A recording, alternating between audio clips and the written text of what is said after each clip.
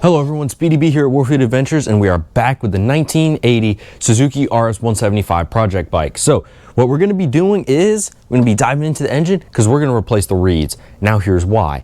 We've been trying to get this bike started for so long. We'd kick, and it would start and it would go, and then it would quit almost immediately. And you know, it's very tiring, it's very annoying. We bought a brand new carburetor, like this is a knockoff Mikuni VM series carb, thinking that it would work. The tuning was off. We got a bunch of jets to work with as well. Still nothing. We would look at the spark. It sparks good every time.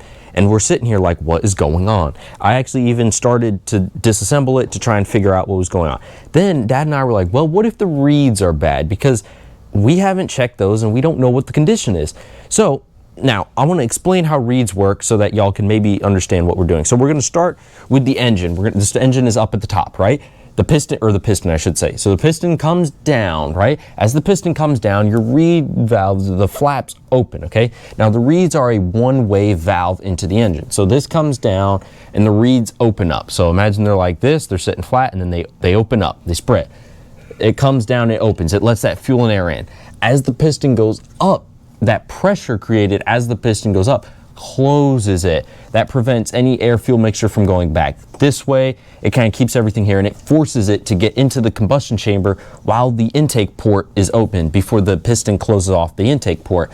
So it rushes in and then it gets up here, then it fires and then it opens, and then that reed valve opens again. That fresh air fuel mixture comes rushing in to replace the old mixture, and it also helps force out the burnt combustion out the exhaust here as that goes down, and it goes again and again and again, and it does that as the piston goes up and down.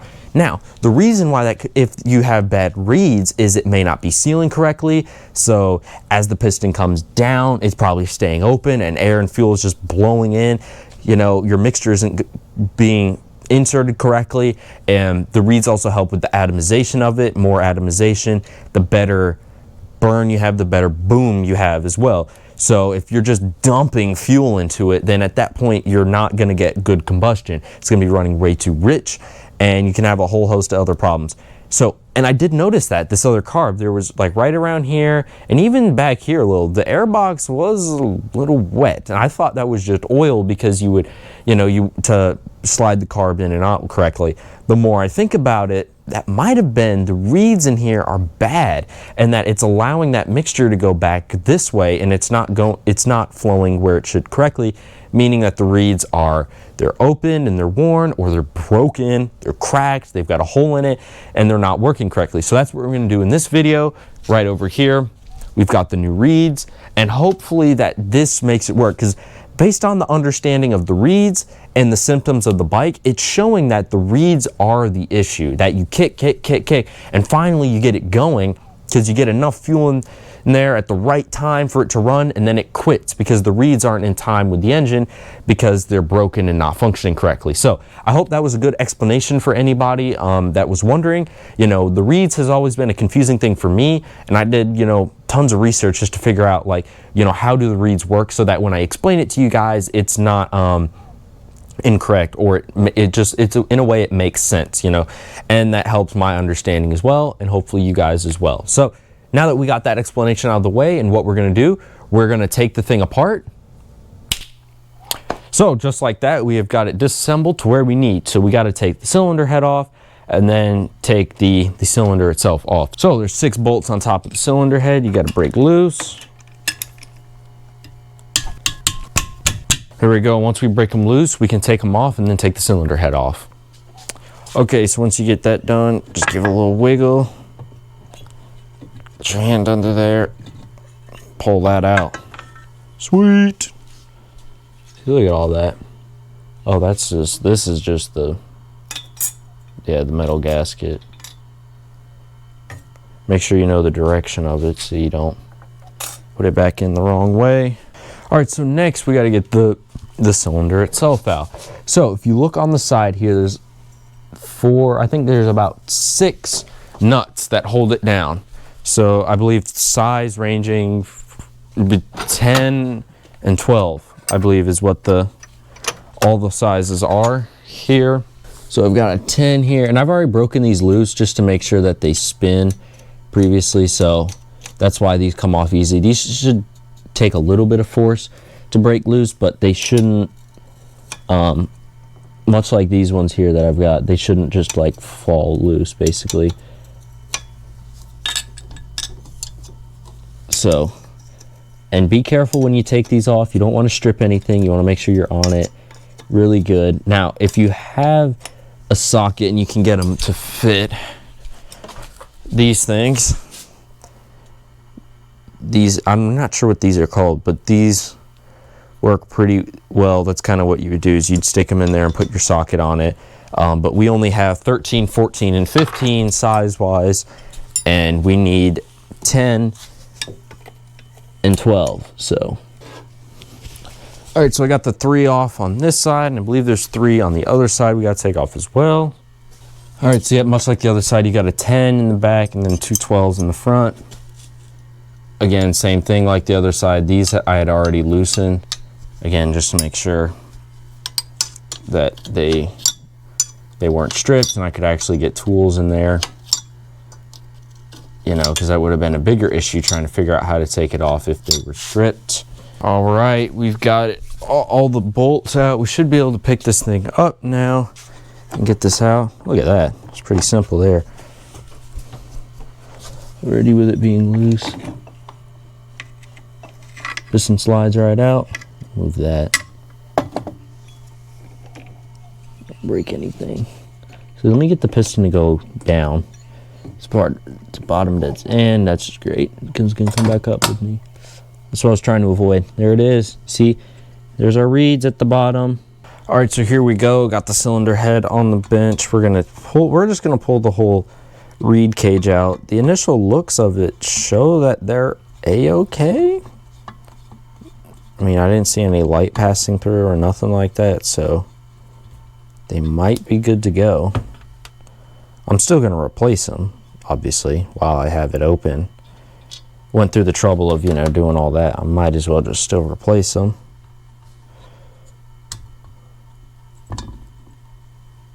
So there it is.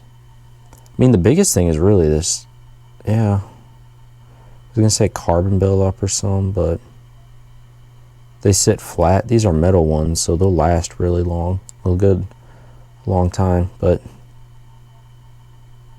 I mean, they open and they seal.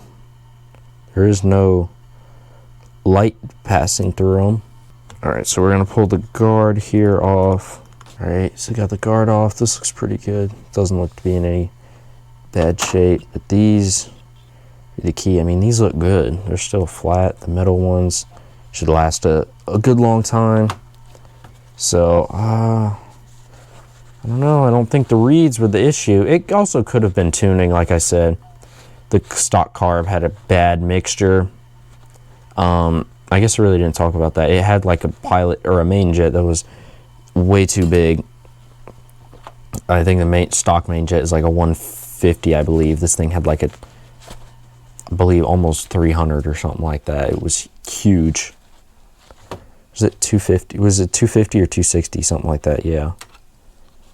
So, like I said, we're still going to use these. I mean, we bought them, might as well use them, right? Also, okay, let's get this lined up. I don't know, it might have been more useful to check first, I guess, but I don't know, you never know. I mean, I was going to replace them anyway, like whether they worked or not, I guess. Well, if I had taken it apart first, then I wouldn't have wanted to replace them, considering the condition of it. Since I had already taken it apart, I wasn't just going to hold them and be like, eh. It's like, I'm in here. I might as well just replace them while I'm in here. All right. It's good. Now we're going to set it back down on the engine here. All right, it's looking good with the new reeds on. So, like I said, I don't know if that was really an issue. It could have been, but see that these were fine. I mean, seeing metal inside, I mean, yeah, there was nothing wrong with these things, the metal ones. at all. So like I said, we'll still keep them, save them around. But now we'll put this back in the engine. I guess these are only good like when they break. Like if they break, then this flying in the engine isn't as bad as like per se if somehow this breaks, you know, that would be a lot worse. But yeah, I mean, everything in here looks pretty good. Oh, there goes the clamp. It's okay. Everything in here looks pretty good. So yeah, there's nothing that seems to be wrong. So I don't know, it might be an electrical issue we're still trying to chase, but for now, you know, we're going to just hope that this did something and, you know, hopefully we can get it to run. But let's get it back on the bike.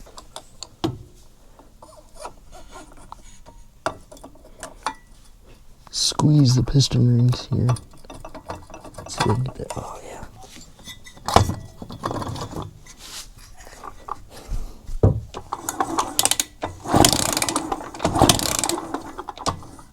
Got that on. Now we're going to put these down and on.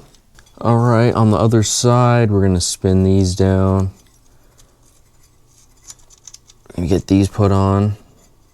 So I had a service manual pulled up and I couldn't find anything about a torque spec. So I'm just going to kind of do these 4 here that I can get to really well. I'm just going to tighten down to get a good bit tight. Do like kind of one of these to tighten it down, and same on the other side. And these ones here, just kind of make sure they're nice and snug too. So the other 4 I think really is what hold it down. These 2 are just kind of here for a little bit of extra support and holding it down. All right, so make sure you get the cylinder, your gasket here, put back on. Take your head and insert it. Cylinder head, put that back on. Get our bolts, put those in. All right, so now what we're gonna do, we're gonna tighten them down. So in the book, I saw a torque spec of, for the cylinder head bolt, was between 15 and 18 foot-pounds. That's what it said. I've got it set to 17 right now. Always make sure you do star pattern, tightening it down, and then to confirm that they're done, you know, you can always just run it in a circle once you've already star pattern tightened like that. And then from there, just go from the last one, make sure it's all good, tighten down.